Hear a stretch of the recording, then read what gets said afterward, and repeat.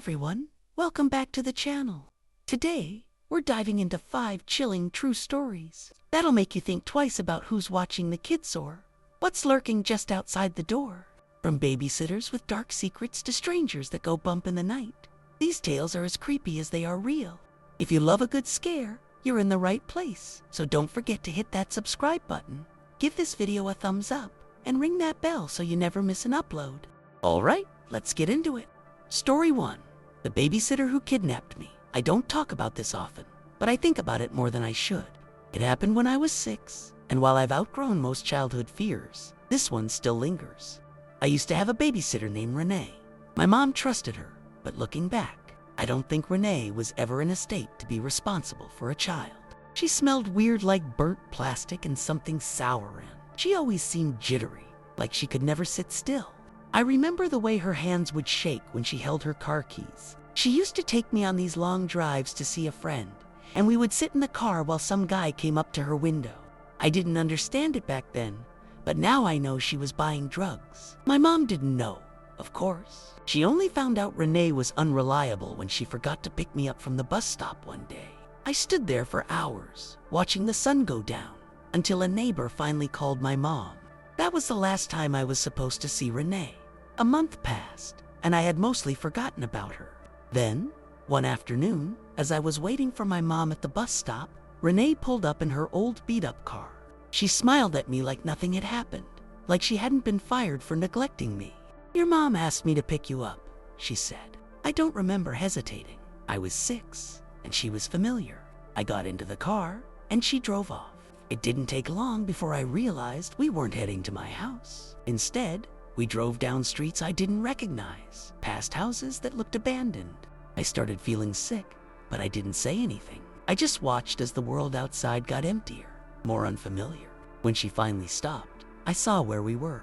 A house, if you could even call it that. It looked like it had been rotting from the inside out. The paint was peeling, the windows were covered in grime, and the porch was sagging like it would collapse under a strong breeze. Something about it made my stomach twist. I didn't want to go inside.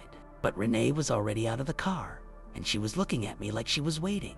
I didn't want to get out of the car, but I also didn't want to make Renee mad. I had seen her angry before once when a guy shorted her money, and another time when I accidentally spilled a drink in her car. She got this wild look in her eyes, like she wasn't really seeing me. So, I did what I always did when adults expected something. I listened. The second I stepped out, the air around me felt different. It was heavy, like the house itself was pressing down on the space around it. The yard was overgrown, filled with dead leaves and rusted junk. There was a smell to something sickly sweet, like mold and something rotting deep inside the walls. Renee didn't seem to notice. She just walked up to the door, unlocked it, and pushed it open without a care in the world. The inside was worse than the outside. Trash everywhere. Old plates stacked in the sink, covered in dried food. Pill bottles scattered across the floor, like someone had knocked them over and never bothered to pick them up. The air was thick with cigarette smoke, and something else I couldn't place. Something chemical, sharp, wrong. I stood frozen in the doorway, my heart pounding. "Come on," Renee said, waving me in like this was normal. "You can watch TV." I stepped inside, but every part of me was screaming not to. There was barely any light, except for the dull glow of a lamp in the corner, flickering like it was struggling to stay on. The windows were covered, not with curtains, but with taped-up newspapers, their edges curling from the damp air. I could hear something dripping somewhere, slow and steady, like a leaky faucet, but I couldn't see where it was coming from. The worst part, though, was the feeling. It was like the house was watching me, like something in those dark corners knew I didn't belong there. I kept expecting to hear someone else in the house, another voice. A shuffle of movement, but it was just Renee and me. She sat down on the couch, grabbed a bottle of something, and took a long sip before exhaling like she had just finished a marathon. "Make yourself at home, kid," she muttered. But I couldn't. I felt like if I sat down, I might never get up again.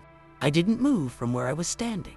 The longer I stayed in that house, the more I felt like I was sinking into something I couldn't escape. The air was thick, heavy, like the walls were absorbing sound. Even my own breathing felt muffled. I looked around, trying to find anything familiar, anything normal, but there was nothing. Just piles of junk, stained furniture, and dark doorways leading deeper into the house. Then I heard it, a noise from down the hall. A soft, dragging sound, like something being pulled across the floor. I snapped my head toward it, but the hallway was just shadows. Renee didn't react. She was slumped back on the couch, mumbling to herself, lost in whatever was in that bottle. I wanted to ask her if someone else was here, but my mouth was dry. My instincts were screaming at me something was wrong, and I needed to leave. I turned back toward the door, but then Renee's voice cut through the silence. "You're not scared, are you?" She let out a laugh, but it didn't sound right. It was slurred, uneven. She tilted her head back against the couch, staring at the ceiling like she had already forgotten I was there. I didn't answer. I just took a step toward the door. That's when something moved. Not in the hallway this time, but right in the corner of the room. A pile of clothes shifted, just slightly, like something underneath had stirred. My stomach dropped. I wanted to tell myself it was nothing, that maybe it was just my imagination, but I knew I had seen it. I stared, my pulse pounding in my ears. Then, very slowly, the pile of clothes moved again. Just enough for me to see it wasn't clothes at all. There was something under there, something breathing. I couldn't breathe. My body had locked up completely, every muscle tense like I was waiting for something awful to happen. The pile shifted again, and I swear I saw the edge of something pale underneath skin. Maybe a hand. I didn't know, and I didn't want to find out. My brain was screaming at me to run, but I was frozen. My eyes locked on that slow, unnatural movement. Renee hadn't noticed a thing. She was humming now, low and off-key, rocking slightly where she sat. "You should stay a while," she murmured, like she was talking to herself. "No one's gonna miss you for a few hours." My blood ran cold. I turned toward her, finally snapping out of my trance. But she wasn't even looking at me. Her eyes were glassy, unfocused, like she was halfway between here and somewhere else entirely. And then something let out a breath, a long, wheezing exhale, coming from the pile in the corner. That was it. I bolted. I didn't care if Renee got mad, didn't care if I was being rude. I just needed to get out of that house. I lunged for the door, but my hands were shaking so bad I fumbled with the handle. Behind me, I heard Renee shift, like she was finally registering that I was trying to leave. "Hey," she slurred, but I didn't wait. The door wouldn't budge. At first, it was old, warped, the wood swollen from years of neglect, but I yanked with everything I had. It finally gave way, the sudden force nearly making me stumble forward. I ran outside, straight into the cold evening air, my chest tight with panic. But as I reached the front steps, I heard something behind me, footsteps, heavy, dragging footsteps, coming from inside the house. Not Renee's, something else. Something that had been waiting in the dark. I didn't look back. I couldn't. I just ran, my legs moving before my brain could catch up. The air outside felt sharp and clean compared to the thick, suffocating rot inside that house. But I swear, even out in the open, I still felt like something was reaching for me. The footsteps inside grew louder, closer. Not fast, not hurried, just steady, like whatever was in there knew it didn't need to run. I heard Renee yell something, her voice distant, like she was still struggling to process what was happening. I didn't care. My only thought was to get as far away as possible. My feet hit the cracked pavement of the street, my breath coming in ragged gasps. The houses around me were quiet, empty looking. I had no idea where I was, no clue which way to go. But then headlights, a car, speeding toward me. I turned, blinking against the glare, and realized it was my mom's. She must have seen me, because she slammed on the brakes so hard the tires screeched.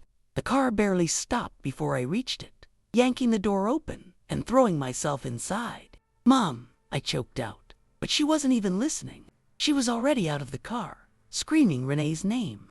The front door of the house was still wide open, but Renee wasn't there anymore. The porch light flickered weakly, casting long, jittery shadows across the rotting wood. And then I saw it, a shape just barely visible inside the doorway. Not Renee, something taller, its outline wrong, like its limbs were too long for its body. It was standing just beyond the threshold, where the light didn't quite reach, watching us. I wanted to scream, to tell my mom to get back in the car, but my voice was gone. And then, before I could even blink, the police arrived. The moment the police pulled up, everything changed. Flashing red and blue lights washed over the house, and for the first time, I felt like I could breathe. My mom was still yelling, pointing at the doorway, but when I looked back, whatever had been standing there was gone. Just an empty, gaping entrance, like nothing had ever been there in the first place. The officers rushed past us, moving toward the house with their hands on their holsters, shouting for Renee to come outside. I expected her to fight, to argue, to deny everything, but she didn't. She just stumbled out, her face slack, her pupils so blown out that her eyes looked almost black. She barely seemed to register what was happening as they grabbed her, pinned her arms behind her back, and cuffed her. "Where is he?" one officer demanded. I didn't know what he meant at first, but then another cop spoke up. "Her boyfriend, he's supposed to be here." A cold chill ran through me. They thought Renee had been hiding someone in the house, but I knew better. I knew that whatever I saw standing in that doorway wasn't a person. It wasn't her boyfriend. It wasn't anyone. And yet, when the police searched the house, they found signs that someone or something had been there. The back door was unlocked, leading out into the overgrown yard. Footprints, too big and too deep to belong to Renee, led from the hallway to the door. The officers exchanged uneasy glances, like they weren't sure what to make of it. "You got lucky, kid," one of them muttered to me as they led Renee to the squad car. But luck didn't feel like the right word. Even as they drove away, even as my mom wrapped me in her arms and promised me I was safe, I couldn't shake the feeling that something was still watching. That house had let me go, but I wasn't sure it had wanted to. We left that night. My mom didn't even bother going home first. She drove straight to my aunt's house across town, gripping the wheel so tight her knuckles turned white. She didn't say much, just kept muttering about how she should have known, and how she'd never let this happen again. I sat in the passenger seat, staring out the window, too numb to speak. My brain was still back at that house, stuck in that moment when I saw something that shouldn't exist, standing in the dark. The police never found Renee's boyfriend. As far as I know, he never existed. She was charged with kidnapping and drug possession, and that should have been the end of it. But it wasn't. A few weeks later, I overheard my mom talking to my aunt. "They boarded it up," she said. "That house. No one's lived there for years. The owner died a long time ago." I felt sick. That didn't make sense. Shrene had lived there, hadn't she? I had been inside. I had seen the mess, the pill bottles, the cigarette smoke lingering in the air. But the way my mom spoke, it was like the house had been abandoned for years, like it was never really a place for the living. We moved not long after. I never saw Renee again, never found out what really happened in that house. But sometimes, late at night, I think about that thing in the doorway doll, wrong, watching, and I wonder if even now it remembers me. Story 2. The night Grandma came scratching. I'll never forget that night me and my sister got stuck alone in our house. It was just a regular Saturday, Mom and Dad said they'd be out late at some work thing, leaving me, an 8-year-old kid, and my 12-year-old sister Jess to fend for ourselves. The house itself was old, like creaky old, with peeling paint on the outside and these warped wooden floors that groaned every time you stepped on them. It sat at the end of our street, surrounded by overgrown bushes that scratched at the windows when the wind blew. The air always felt heavy inside, like it was holding on to something stale. Jess was in charge, and before they left, Dad pulled her aside and said real serious, "Don't mess with Grandma. If she shows up, she's pissed at me again." I didn't think much of it then. Grandma was nuts, always ranting about stuff that didn't make sense. But man, I wish I'd paid more attention. A couple hours after they left, around 8 p.m., the house got quiet to quiet. I was sprawled on the living room couch, some cartoon flickering on the TV, when I heard the first sound, a faint tap-tap on the front door. It didn't hit me right away that something was off. You know, kids don't think like that. But Jess froze, her eyes darting to the door, and that's when I felt this cold twist in my stomach. The tapping got louder, turning into bangs, and then we heard her voice, Grandma, yelling Dad's name like he owed her something. "Where's my son?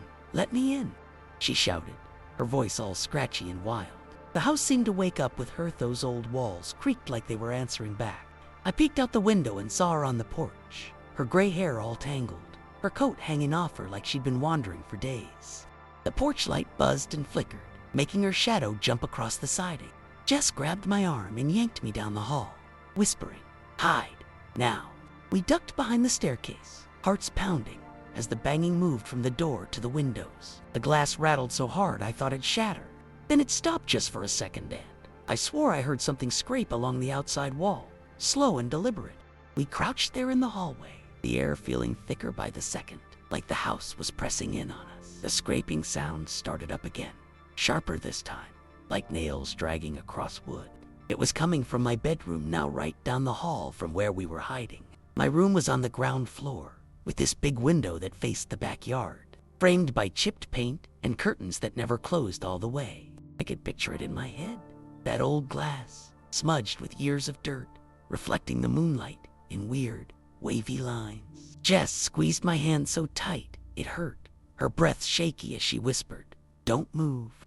The scraping turned into a screech, like something was clawing at the window pane. And then Grandma's voice cut through it, low and growling, not even human sounding anymore. "I know you're in there," she hissed, and my skin crawled. I wanted to cry, but I was too scared to make a sound. The house felt alive, like it was egging her on, the floorboards creaking under us, even though we weren't moving. I don't know how long we stayed like that, but it felt like forever before the noises shifted. The clawing stopped, and I heard her shuffle around to the back door, her boots crunching on the gravel outside.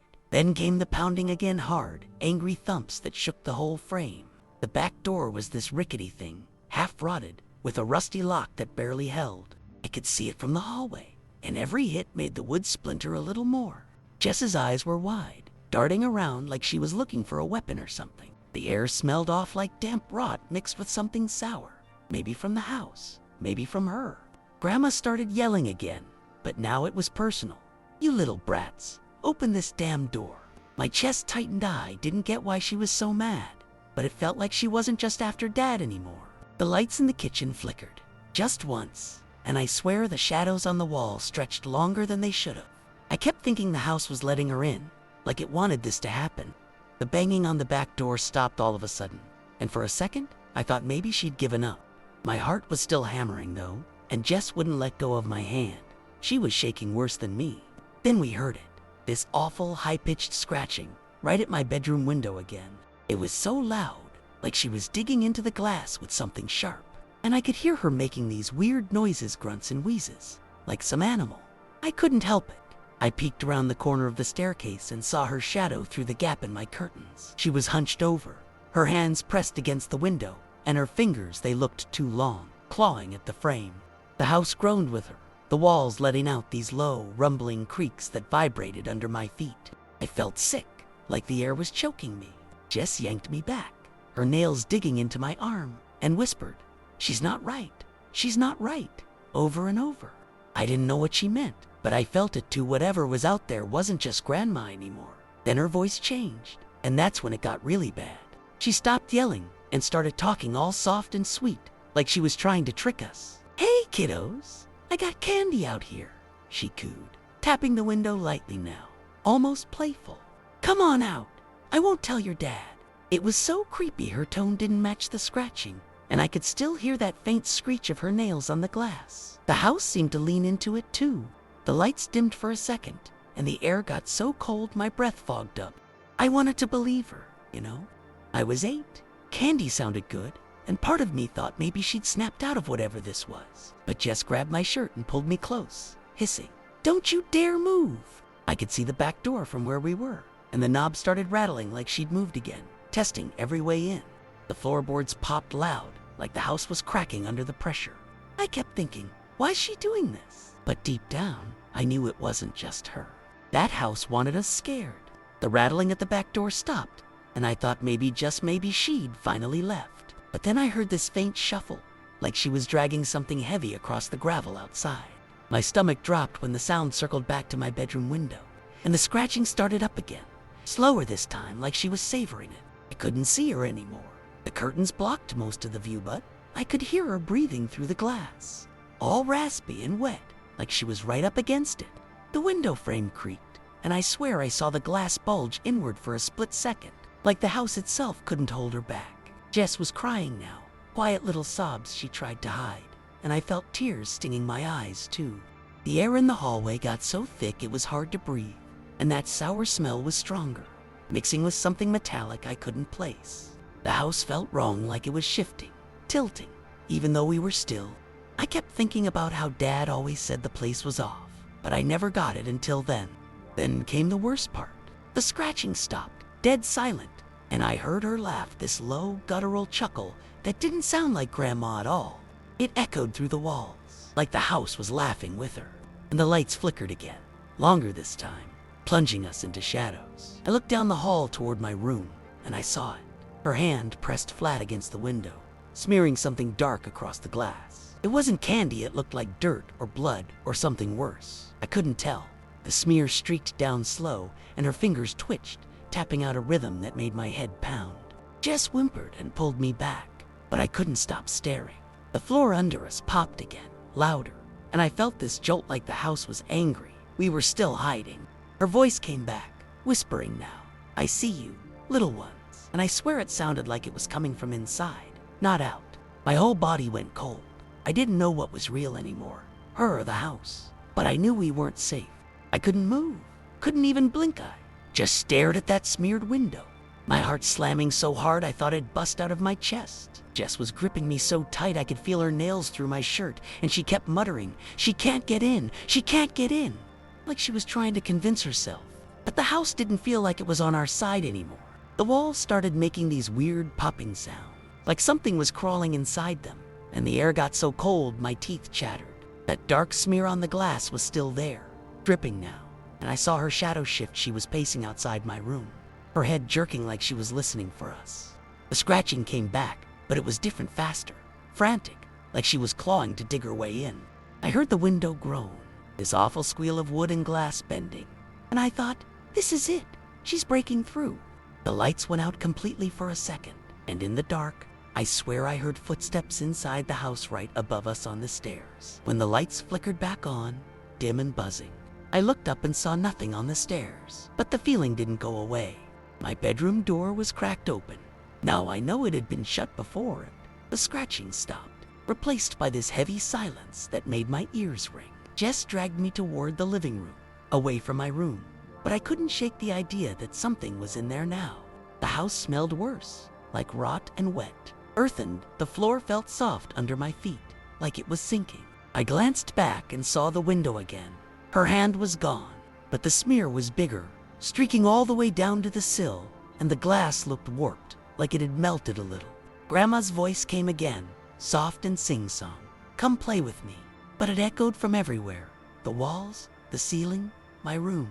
Jess shoved me behind the couch and grabbed the phone, hand shaking as she tried to call Mom and Dad. The line was dead, just static, and the house creaked louder, like it was laughing at us. I knew then it wasn't just her out there. The house was part of it. We stayed behind that couch for what felt like hours, my knees aching from crouching, my whole body numb from the cold seeping out of the house. Jess kept trying the phone, but it was useless, just that crackling static, sometimes with a faint whine that sounded like her voice twisted up in it. The scratching was gone, and so was the banging, but the silence was worse. It pressed down on us, heavy and wrong. I kept stealing glances at my bedroom door down the hall. It was still cracked open, and every once in a while, I'd swear I saw something move in the shadows behind it, just a flicker, too fast to be sure. The air stank so bad now, like something dead had crawled up through the floorboards, and the walls kept groaning, low and steady, like the house was breathing. I wanted to run, but where? Outside with her, or deeper into this place that didn't feel like home anymore. Jess hugged me tight, whispering, "They'll be back soon." But her voice was shaking so bad I knew she didn't believe it. The lights stayed dim, flickering every few minutes, and I couldn't shake the feeling that we weren't alone. Then, out of nowhere, it just stopped. No warning, no slow fade, just dead quiet. The lights steadied, the air warmed up a little, and that awful smell faded, leaving just the usual musty house stink. I peeked out from behind the couch, and my bedroom door was shut again, like it had never moved. The window was clean, no smear, no warped glass, nothing. Jess crept down the hall, still holding my hand, and we checked every room, nothing out of place. No sign of Grandma anywhere. When Mom and Dad got home an hour later, we tried to tell them, but they just looked at us like we were nuts, saying Grandma hadn't left her place all night. I didn't sleep in my room for weeks after that, and even then, I'd wake up sometimes. Sure, I heard scratching at the window. A few weeks later, she died D. coli, they said, from some bad food. But I still don't get it. Was it her or the house? It's been years, and I can't explain it. Whatever happened that night started and ended like a switch flipping. and it left me scared of that place ever since. Story 3. The Haunted Closet. So, this happened a few months back when I agreed to babysit my friend Sarah's kid, just a 1-year-old cute little guy, for a couple hours while she and her husband ran some errands. They live in this old house, like 80 years old or something, all creaky floors and peeling paint. It's got this vibe, you know, not cozy, just off. The living room's fine, no big couch, TV, normal stuff, so I plopped down there with the baby monitor on the coffee table. The kid was already asleep in his crib upstairs, and I figured it'd be an easy gig. I'm flipping channels, half paying attention, when I hear this dull thump from upstairs. My first thought's the cat Sarah's got this lazy tabby that knocks stuff over all the time. I glance at the monitor. The kid's still out cold, so I shrug it off, but it sticks with me. That sound, it wasn't sharp, like a toy falling. It was heavier, like something shifted. The house felt quieter after that, too quiet, and I couldn't shake this itch that something wasn't right. After maybe 20 minutes, I'm still hearing little noises, nothing crazy, just creaks and pops, the kind old houses make. But that thump's bugging me, so I decide to check on the cat. It's got this little room off the kitchen, a sunroom with a bed Sarah set up for it. I poke my head in, and there's the damn thing, curled up asleep, not a care in the world. My stomach does this flip okay, so it wasn't the cat. I grab the monitor and head upstairs, telling myself it's nothing, probably just the house settling. The stairs creak under my feet, and the air gets colder the higher I go. The kid's room is at the end of this narrow hall, and the door's cracked open like I left it. I push it wider, and there's the baby, standing in his crib, bawling his eyes out. I freeze right across from him. The closet door's wide open. I know I didn't touch it when I put him down earlier. It's one of those sliding ones, old wood with chipped white paint, and it's just sitting there, gaping like a black mouth. I scoop him up, shushing him, and my heart's pounding way harder than it should be. I calm the kid down, rubbing his back while he sniffles into my shoulder. He's clingy, grabbing at my shirt like he doesn't want me to let go. And I'm trying to act chill even though I'm freaked out. That closet's still open, and I can't stop staring at it. It's deep, like it goes back further than it should. And all I can see inside is this heavy darkness, like light doesn't even touch it. The room's small, just the crib, a rocking chair, and that closet, all squeezed into faded blue walls with little train decals peeling off. I step over, slide the door shut with my foot, and it sticks a little, like it doesn't want to close. The sound it makes wood grinding on wood makes my skin crawl. I tell myself it's just old, warped from years of sitting there, but my hands are sweaty. I carry the kid out, shut the bedroom door behind me, and head downstairs, thinking that's that. Except it's not the whole way down. I feel this prickling on my neck, like something's watching me from that hall. I don't look back. Back in the living room, I set the kid in his playpen with some toys and try to shake it off. He's fine now, babbling and smacking a plastic truck around. So I turn the TV back on, volume low. But then it starts again, another thump, softer this time, from upstairs. I mute the TV and listen, holding my breath. Nothing for a sec. Then this faint scrape, like something dragging across the floor. My chest tightens. No, it's coming from that room. I grab the monitor, and the screen's all grainy, but I can see the crib. Empty now, since he's with me. The closet door's open again. Not wide, just cracked, but I know I closed it. My legs feel shaky, and I tell myself maybe it's loose. Maybe it slid on its own. But deep down, I don't buy it. The house feels different now, thicker, like the air's pressing in. I keep the kid close and try to focus on the TV, but my ears are locked on every sound from upstairs. I'm sitting there, clutching the remote, when this new noise starts like a low hum, almost too quiet to catch. It's coming from the monitor, and I turn it up, thinking it's static or something, but it's not. It's this weird, rhythmic buzz, and then I hear it. A toy police car, the kind with a siren, going off faint and muffled. My blood runs cold because that toy wasn't in the room earlier. I'd have seen it. The kid's got a few toys in his crib, sure, but nothing like that. I glance at him in the playpen, and he's just chewing on a block, oblivious. I force myself to look at the monitor again, and there it is. That closet door's open wider now, and the sound's definitely coming from inside. I don't know how it got there, but I can picture it some little plastic car, lights flashing, stuck in that black hole of a closet. My mouth's dry, and I'm gripping the couch so hard my knuckles hurt. I want to go check, but my body's screaming at me to stay put. The siren stops after a minute, and the silence is worse, like the house is holding its breath. I'm sweating now, even though it's freezing in here. The kid starts fussing, like he's picking up on something too, and I scoop him up, bouncing him on my knee. I'm telling myself it's fine. Sarah's house is just old and weird. But then the lights flicker. Not a full blackout, just a quick dip, and my heart's in my throat. I look up at the ceiling, half expecting something to drop through it. Then I hear it again, that scraping, louder this time, and a thud like something fell over. It's all coming from that room, and I can't pretend it's normal anymore. The air feels heavy, like it's pushing down on me, and there's this vibe like something's pissed off, and it's aimed right at me. I hug the kid tighter, and he whimpers, burying his face in my chest. I don't know what's in that closet, but it doesn't want us here. That much I can feel in my bones. I'm trying to keep it together, but my hands are shaking now, and the kid's starting to cry again. I can't sit still anymore. I need to see what's going on, even though every part of me is screaming to run. I carry him upstairs, his little fists clenched in my shirt, and the hall feels tighter than before, like the walls are closing in. The bedroom door's still shut, but as I get closer, I hear this low creak like the closet door's moving again. I push the door open, and the room's dark pitch black. The light's off, and I know I left it on. It's one of those old switches you have to flip by hand, no timers. No fancy stuff. My stomach drops, and I fumble for the switch, flicking it up. The bulb buzzes and flares back on, and there's the closet door wide open again. I swear I can feel something in there, like a weight in the air, thick and angry. The toy car's sitting right at the edge, lights off, like it's waiting for me to notice it.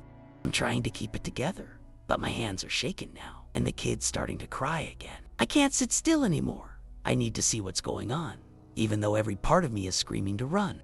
I carry him upstairs, his little fists clenched in my shirt, and the hall feels tighter than before, like the walls are closing in. The bedroom door is still shut, but as I get closer, I hear this low creak like the closet door's moving again. I push the door open, and the room's dark pitch black. The light's off, and I know I left it on. It's one of those old switches you have to flip by hand, no timers. No fancy stuff. My stomach drops, and I fumble for the switch, flicking it up. The bulb buzzes and flares back on, and there's the closet door wide open again. I swear I can feel something in there, like a weight in the air, thick and angry. The toy car's sitting right at the edge, lights off, like it's waiting for me to notice it.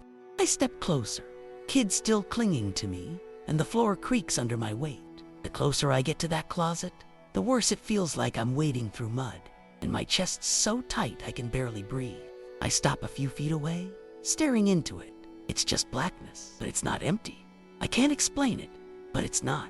The toy car's right there, this cheap little thing with scratched up paint, and I don't touch it. I'm scared if I do, something will happen.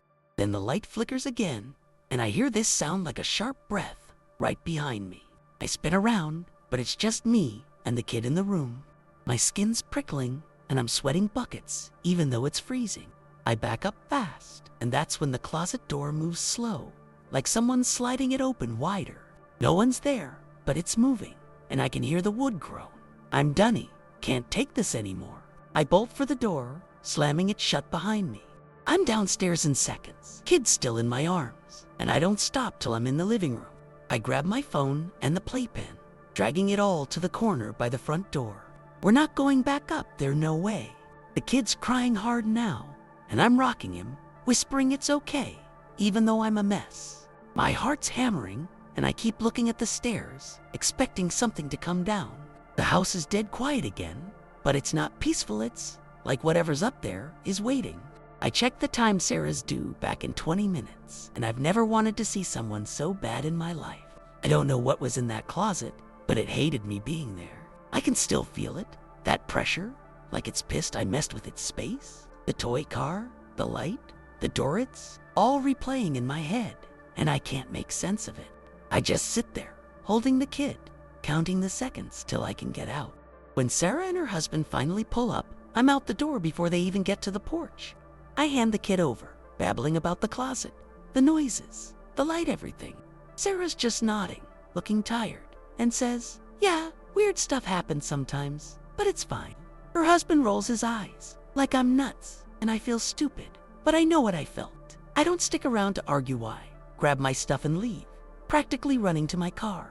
The whole drive home, I'm checking my rearview mirror, half expecting something to be in the back seat. That was it stopped as soon as they got back, like it flipped a switch. I haven't been to their place since, and I don't plan to. I still don't get it why that closet. Why me? Why it just quit. It's like it wanted to scare me and then let me go. I can't explain it, and honestly, I don't want to. That house is hiding something, and I'm not dumb enough to find out what. Story 4. The man at the window. I'll never forget that night babysitting at the old Miller house. Down the street. It's been years, but it still messes with my head. I was 11, watching the 2 kids while their parents slung drinks at the bar a block away. The house was this sagging 2-story thing, all peeling gray paint and crooked shutters that rattled even when there was no wind. The front porch leaned like it was tired of standing, and the glass door out back was smudged with years of grime, barely letting light through. Inside, it smelled like damp wood and something sour, like the place hadn't been aired out in decades. The furniture was all mismatched lumpy couches, a scratched-up coffee table, and this old TV that flickered if you didn't smack it just right. I'd been there a few times before, but that night, something felt off the second I walked in. The air was heavy, like it was pressing down on me, and the kids were jittery, clinging to me instead of running around like usual. I figured it was just me being paranoid until I saw him. We were sprawled out on the couch, the TV blaring some cartoon to keep the kids calm, when I caught it in the reflection on that grimy glass door man's face, just staring. My stomach dropped, but I didn't move, didn't scream, didn't even breathe right for a second. He was pale, too pale, with these dark hollows under his eyes that made him look like he hadn't slept in years. His head was tilted, like he was studying us, and his lips were pressed into this thin, creepy line. I pretended not to notice, keeping my eyes on the TV, while my heart slammed against my ribs. The kids didn't see him, thank God, but I could feel him there, like his gaze was burning into the back of my neck. The house was dead quiet, except for the TV, but it was like the silence was alive, humming with something I couldn't explain. I slid my hand into my pocket, fumbled for my phone, and texted my mom at the bar. "Someone's outside. Help." Then he was gone, just blinked out of the reflection like he'd never been there. But I knew he wasn't gone for good. I sat there frozen, clutching the phone, waiting for my mom to text back, while the kids babbled about the show like nothing was wrong. The house felt like it was holding its breath, with every creak of the floorboards, every groan of the walls, made my skin crawl. That glass door was right behind us, and I kept picturing him still out there, crouched in the dark, watching through the smears of dirt. Then I heard a rustling, sharp and deliberate, coming from the bushes outside the living room window. My head snapped toward the sound, and I saw the curtains twitch, just a little, like something brushed against the glass. The window was this big, old thing with chipped wooden frames, the kind that rattled in storms, and it faced the overgrown side yard where the bushes grew wild. I told the kids to stay put, my voice shaking, and they looked at me funny, but didn't argue. My legs felt like jelly as I stood up, every step toward that window making my chest tighter. I didn't want to look, but I had to know.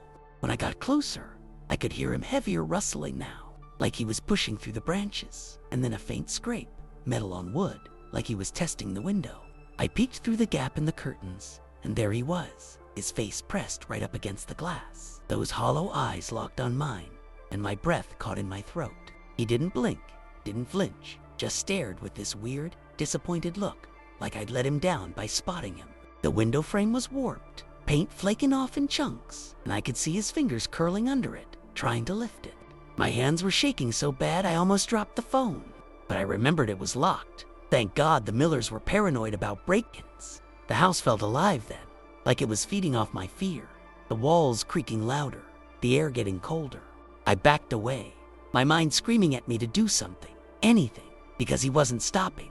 That's when I ran to the kitchen, grabbed a knife from the drawer, and bolted back to the window, ready to face whatever he was. I stood there, knife in hand, staring at him through the glass, my whole body trembling like I was gonna collapse. The kitchen was just off the living room, all cracked linoleum and flickering lights, and I'd grabbed the biggest knife I could find, a rusty old thing with a chipped handle. He didn't even flinch when he saw it, just kept tugging at the window, his fingers leaving smudges on the glass. The kids were whining now, asking what was wrong, but I shushed them hard, my voice cracking as I told them to get behind the couch. Outside, the bushes were thrashing like he was pissed, and the window groaned under his grip, like it might give any second. The house was egging him on, I swear I could feel it. The lights dimmed for a split second, and the TV static spiked, drowning out the cartoon with this awful hiss. My phone buzzed, Mom, texting, on our way. But it felt like forever away. I was alone with this guy and whatever the hell was wrong with that house. Then he stopped, just froze, his head tilting again like he heard something I didn't. His eyes flicked past me, into the house, and that disappointed look turned into something else, something hungry. My gut twisted, because it wasn't just me he was after anymore. I glanced back at the kids, huddled behind the couch, their wide eyes peeking out, and I realized the room felt different, colder, heavier, like the air was thick with something I couldn't see. The walls creaked again, sharper this time, and I heard a thud upstairs, like something heavy hit the floor. The guy outside smirked, just a little, and I swear the house answered him. The lights flickered hard, and the TV cut to black for a second before snapping back on. I gripped the knife tighter, my palms sweaty, and yelled at him to get out of there, but my voice sounded small, swallowed up by the house. He didn't move, just kept staring, and I started wondering if he was even real or if the house was doing this, playing with me, using him like some kind of puppet. I was shaking so bad the knife felt useless in my hands, but I couldn't look away from him more, whatever he was. The window frame started to splinter, little cracks popping under his fingers, and I thought, this is it, he's getting in. The kids were crying now, low whimpers that cut through the static, still buzzing from the TV. The house was alive with noise creaks from the stairs, a low groan from the ceiling, like something was pacing up there. I kept glancing at the glass door behind us, half expecting to see him there too, like he could be everywhere at once. The air was so cold my breath fogged up, and I could smell something rank, like rotting wood or worse, coming from somewhere deep in the house. My phone buzzed again, Mom saying they were close, but close wasn't here, and I was stuck watching this guy's face twist into something uglier, something that didn't even look human anymore. The lights flickered again, and for a split second, I swear I saw shadows moving on the walls, tall and thin, like they were creeping closer. Then headlights cut through the dark outside, tires screeching on the gravel road, and I heard shouting Mom's voice, the kid's dad, a couple others from the bar. The guy's head snapped toward the sound, and his hands dropped from the window fast. He didn't run, though he just melted back into the bushes, like the shadows swallowed him whole. The front door burst open, and Mom rushed in, her face white, yelling my name. I dropped the knife, legs giving out, and just pointed at the window, babbling about the guy, the noises, the house. The adults searched outside, flashlights swinging, but he was gone like he'd never been there. The kids were sobbing, clinging to their dad, and I just sat there on the floor, staring at that chipped window frame, the smudges on the glass. The house went quiet again, like it was satisfied, but I could still feel it watching me. Mom dragged me out of there, promising I'd never have to go back, but I kept looking over my shoulder, waiting for his face to pop up again. We got out of there fast, piling into Mom's car, while the other parents stayed to call the cops. I was shaking, curled up in the front seat, still feeling that cold air clinging to me like it followed me out of the house. The Miller place just sat there as we pulled away, dark and hunched, the glass door glinting under the streetlight like it was winking at me. The cops showed up later, poked around, but they didn't find anything, no footprints, no broken branches, nothing to prove he'd been there. They asked me a bunch of questions, but I could barely talk, just kept seeing his hollow eyes and that smirk in my head. Mom kept saying it was some creep, a prowler, but I knew it wasn't that simple. The way the house moved with him, the noises, the shadows, it was like they were in on it together. I couldn't shake the feeling that he wasn't just some guy off the street. He belonged there, tied to that rotting heap of a house. By the time we got home, I was a wreck, jumping at every sound, checking the windows like he'd follow me across town. The kids' parents called later, said they were moving out. They'd always hated the place, but never said why till now. I didn't sleep that night, just sat up with the lights on, replaying it all. The worst part wasn't even him trying to get in it, was how long he might have been out there before I noticed. Had he been watching us every time I babysat? Was he there when I was alone? Flipping through channels, oblivious? The house knew, I bet it let him watch, fed off it somehow. I still drive by sometimes, and it's empty now, boards over the windows, but I swear it still feels alive. That night stopped as quick as it started. No explanation, no trace of him. And I'm left wondering what the hell I really saw, because no one else believes it was more than just a guy at the window. But I know what I felt in there, and I'll never step foot in a place like that again. Looking back, I can still picture every detail of that house like it's burned into my brain, the way the floor sagged under my feet, the damp chill that stuck to my skin, the faint hum that seemed to come from the walls themselves. It wasn't just old and creepy. It was wrong, like it was built out of something rotten that went deeper than wood and nails.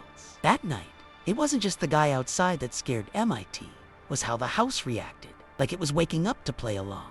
The shadows on the walls, the thuds upstairs, the way the lights flickered like they were laughing. It all built up so fast, like the place was feeding off my panic. I keep wondering if he was even real, or if the house conjured him up to mess with me. I mean, how does someone vanish like that? No trace, no sound. It's like he was part of it, some piece of whatever's festering in there. I can't explain it, but I felt it's something alive, something angry, locked up in that dump. I've tried telling people about it, but they just nod and say I was a scared kid who saw a prowler.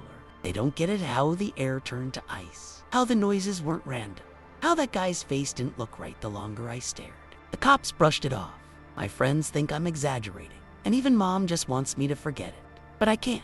That house is still there, rotting away, and I wonder if it's waiting for someone else to walk in, someone else to watch. I don't know what happened that night, not really why it started, why it stopped, why he disappeared when the headlights hit.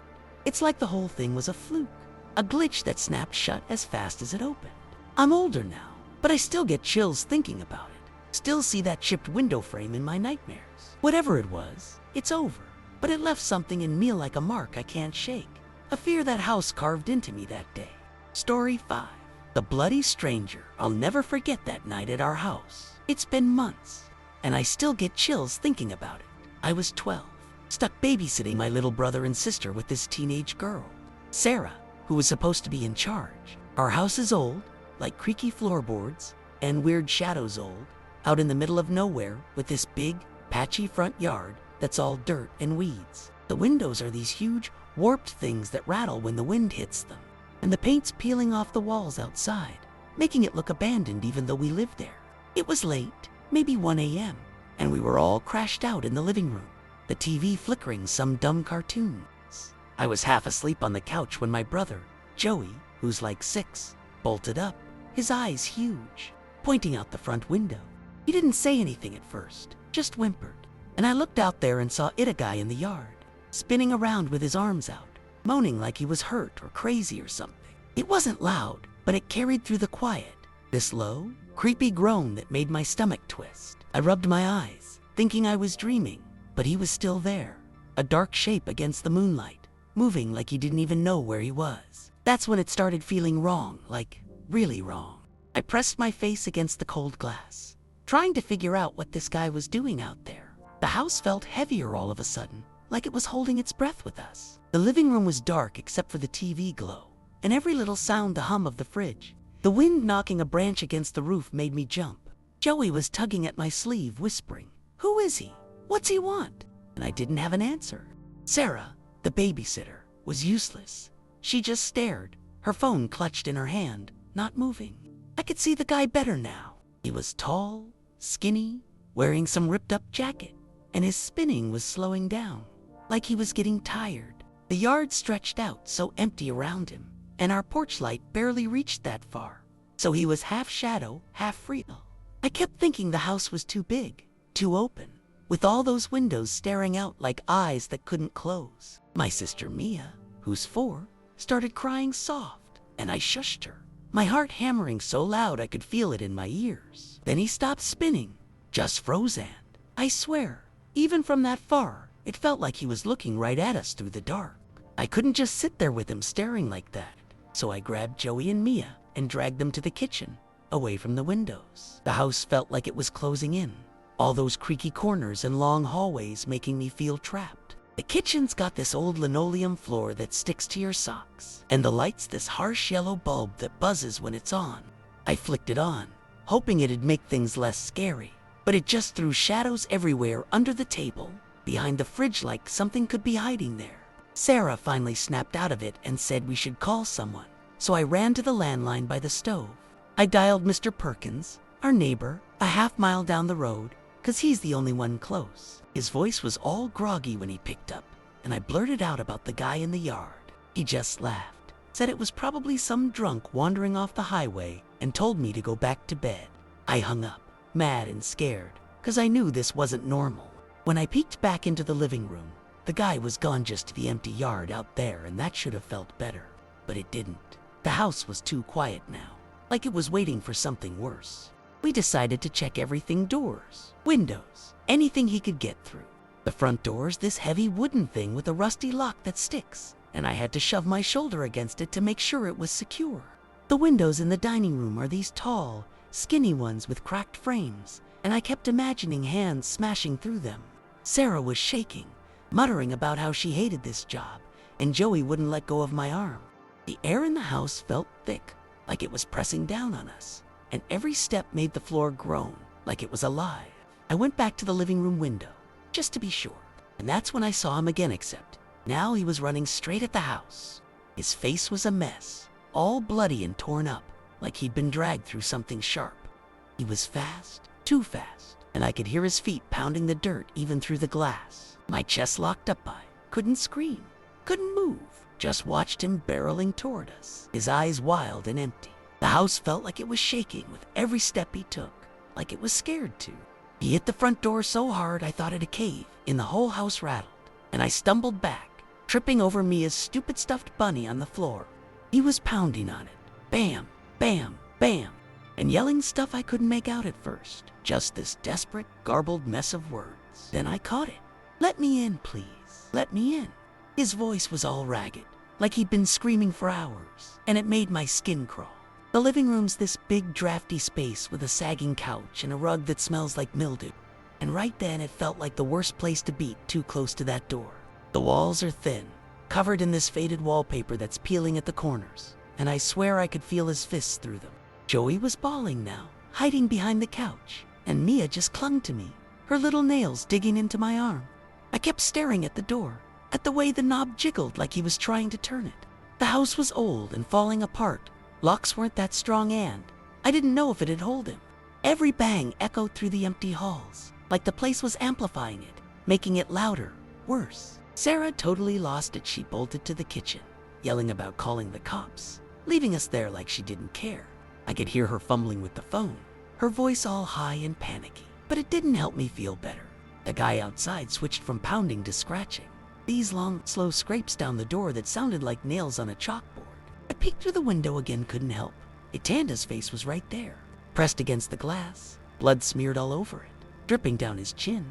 His eyes were wide open, darting around like he didn't even see me, and his mouth was moving, still begging. The porch light caught him just right, and I saw how his skin was hanging off in chunks, like something had ripped him apart. The house smelled like dust and fear, that stale air you only notice when you're terrified. I yanked the curtains shut, but I could still hear him thump, scrape thump like he was everywhere at once. My legs were shaking so bad I could barely stand, and all I could think was how this house was too big, too weak to keep him out. I grabbed Joey and Mia and pulled them to the corner of the living room, behind the old armchair that's got stuffing spilling out of it. We huddled there, squeezed together, and I could feel their little hearts racing against me. The house was creaking all around us, like it always does, but now it felt alive, like it was groaning under whatever was happening. The guy's noises were getting weirder, less banging, more like he was slapping the walls, dragging his hands along the siding outside. I kept picturing him circling the house, looking for a way in, those bloody fingers smearing everywhere. The air was cold, even though the heat was on, and I could see my breath puffing out in little clouds. The living room's got this big brick fireplace we never use, and I kept staring at it, half expecting him to come crashing down the chimney or something nuts like that. My head was spinning. I didn't know if I should run, hide better, or just pray he'd go away. Every sound he made bounced off the walls, like the house was throwing it back at us, trapping us with it. Sarah came stumbling back from the kitchen, her face white as a sheet, saying the cops were on their way, but it'd take forever because we're so far out. She was crying now, snot running down her nose, and it hit me how she was just a kid, too barely older than me. The guy outside went quiet for a second, and I thought maybe he'd given up. But then I heard the back door rattle, the one off the kitchen, that's got a busted screen and a lock that barely works. My stomach dropped, and I whispered to Joey and Mia to stay put, crawling over to peek down the hall. The hallway's long and narrow, with this ugly green carpet that's all stained, and it stretches past the stairs to the back of the house. I couldn't see him, but I heard that scraping again, louder now, like he was clawing at the wood. The house felt like it was shrinking, the walls too close, the ceiling too low, and I kept thinking about how every room had a window, every window had a crack. I was sweating, even though I was freezing, and all I could smell was that damp, musty stink the house always has when it's late and quiet, except it wasn't quiet anymore. I scrambled back to Joey and Mia, my knees scraping the rough carpet, and told them to get under the coffee table, this heavy wooden thing that's scratched up from years of us kicking it. We squeezed under there, the three of us packed tight, and I could feel the dust sticking to my sweaty hands. The table's low, so we were flat on our bellies, and I kept my eyes on the living room doorway, waiting for something to show up. The house was playing tricks. Now every creak from the wind sounded like footsteps. Every shadow from the TV looked like him. The guy started yelling again, but it was weaker, like he was running out of steam, and it came from somewhere near the side of the house now. I couldn't tell if he was still at the back door or if he'd moved, and that made it worse, not knowing where he was. The curtains were swaying a little, even though the windows were shut, and I kept thinking the house was letting him in somehow, like it was too tired to keep him out. My mouth was dry, and I could hear Mia sniffling next to me, her little breaths all shaky. I wanted to scream, but I was too scared to make a sound. Then the lights flickered just once, but it was enough to make my heart stop. The living room went dark for a second, and all I could hear was the guy's voice, faint now, moaning something I couldn't understand. When the light buzzed back on, Sarah was curled up by the couch, her phone pressed to her ear, whispering to herself like she was losing it. I peeked out from under the table, and that's when I saw the front window. The curtains were parted just enough to show the yard again. He was out there, but not close anymore. He was stumbling away, toward the road, his bloody hands dragging at his sides. The house felt like it sighed, like the walls relaxed a little, but I didn't. I kept waiting for him to turn back, to sprint at us again, and my whole body was locked up, ready to bolt. The floor under me was cold, and I could feel every splinter digging into my elbows. Joey whispered, "Is he gone?" And I didn't know what to say, because even though I saw him leaving, it didn't feel over. The house still had that heavy, wrong vibe, like it had seen too much that night. We stayed under that table forever. It felt like me, Joey, and Mia, just listening to the house settle back into silence. The wind was picking up outside, rattling the windows again, and every gust made me flinch, thinking it was him coming back. Sarah finally got up, still shaky, and said the cops were close. She'd heard sirens way off in the distance. I crawled out, my legs all wobbly, and peeked through the curtains one more time. The yard was empty now, just dirt and weeds swaying in the dark. But the porch had these smears on it, dark streaks where he'd been banging and clawing. The front door looked worse up close. The paint was chipped where he'd hit it, and there were scratches gouged into the wood, deep enough to see even in the dim light. The house smelled different now, like wet earth and something sour, maybe from all the fear we'd been sweating out. I kept checking the windows, the back door, every shadow, because I couldn't shake the feeling he was still out there, watching us. My hands wouldn't stop shaking, and I hated how exposed the house felt. All those thin walls and creaky floors letting every sound in. The cops showed up maybe 20 minutes later. Heard the gravel crunching under their tires before I saw the lights flashing through the windows. Two of them came in, big guys with flashlights, asking us what happened, while Sarah tried to explain through her sobbing. I just pointed at the door, the porch, the mess he'd left, and they went outside to look around. They found him a couple streets over, wandering around like he didn't know where he was, all bloody and messed up. Turns out he was some guy on a bike who'd crashed hard into a ditch, smashed his head, and gone nuts from it. Delirious, they called it. Knowing that should have made me feel better, but it didn't. The house still felt off, like it had soaked up all that terror and was holding on to it. The cops left, and Sarah stayed till morning, but none of us slept. I kept seeing his face in my head, bloody, torn, begging hand. Hearing those bangs echo through the walls. The living room was a mess, blankets everywhere, and the air was still cold, like the house wouldn't let go of what happened. After that night, I couldn't look at the house the same way. Every time I walked by the front door, I'd see those scratches, that chipped paint, and feel my stomach twist all over again. The living room felt cursed or something. Every creak of the floor, every shadow on the wall made me think of him running at us, his bloody hands smacking the glass. I kept asking myself why I didn't help him.